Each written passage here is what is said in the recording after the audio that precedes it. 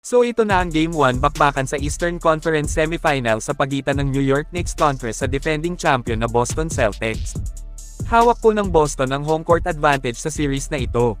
So first quarter mga kaibigan ay takeover mode agad si JT para sa Celtics, ganda ng umpisa niya, naglista agad ng 13 points sa unang quarter. Buhat na buhat po ni Jason ang Celtics, pero syempre palag din ang visiting team kung saan hindi sila magpapaiwan talaga.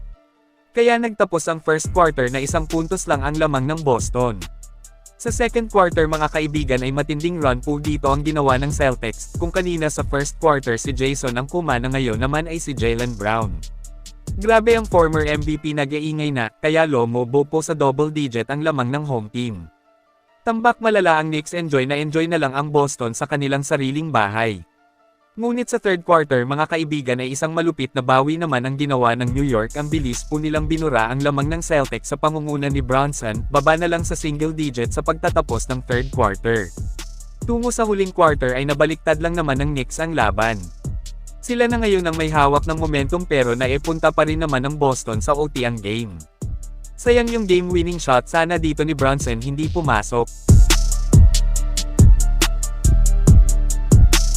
Sa overtime ay itong si Mikal Bridges naman ang kumana para makuha ng New York Knicks ang panalo sa huli.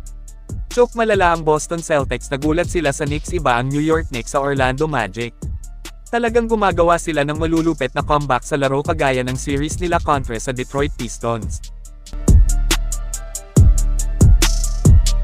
Ngayon ay dito naman tayo sa Game 1 win ng Denver Nuggets kontra OKC mga kaibigan.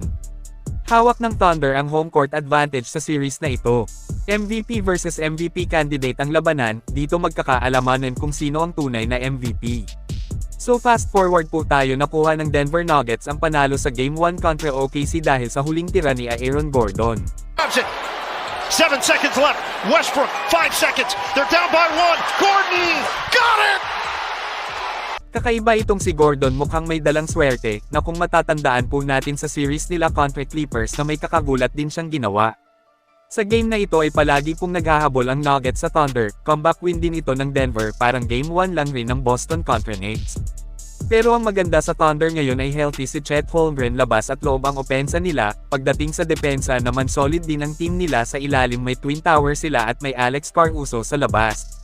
Naiipit po si Joker sa loob, kaya kailangan din ng Nuggets ang shooting nila sa labas para walang anumang magiging problema sila sa series na ito. Napaka-exciting po ang mga susunod pa nilang mga laban.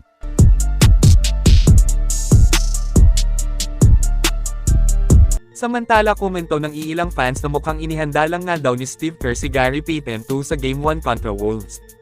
Hindi pinaglaro sa Game 7 versus Houston Rockets, siniguro ang kondisyon para limitahan si Anthony Edwards. So sa mga hindi pa nakakaalam, hindi gaanong nakaka-artisean sa depensa ng kilalang The Young Glove. Ang ama lang naman din ni GP2 noon ang isa sa pumipigil kay MJ. Hindi natin sinasabing napigilan talaga, pero nalimitahan po. Perfect na laban ito, parang balik lang sa dati ang salpukan.